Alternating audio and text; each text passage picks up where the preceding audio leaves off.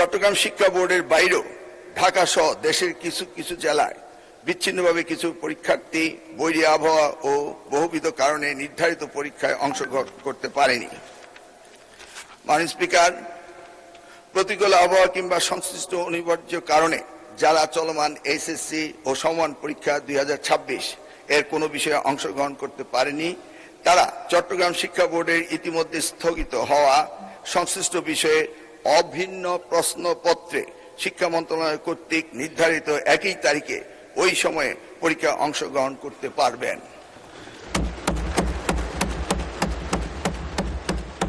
মাননীয় স্পিকার, যেহেতু এইচএসসি পরীক্ষা শিক্ষার্থীদের জীবনে একটি অত্যন্ত গুরুত্বপূর্ণ ধাপ, তাই বিশেষ বিবেচনায় এই বিশেষ সুযোগ প্রদান করা হলো।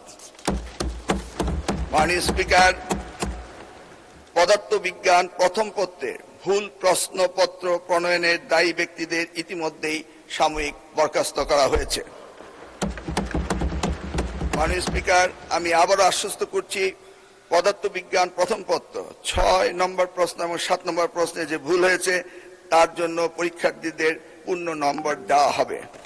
মাননীয় স্পিকার, আপনাকে অশেষ ধন্যবাদ।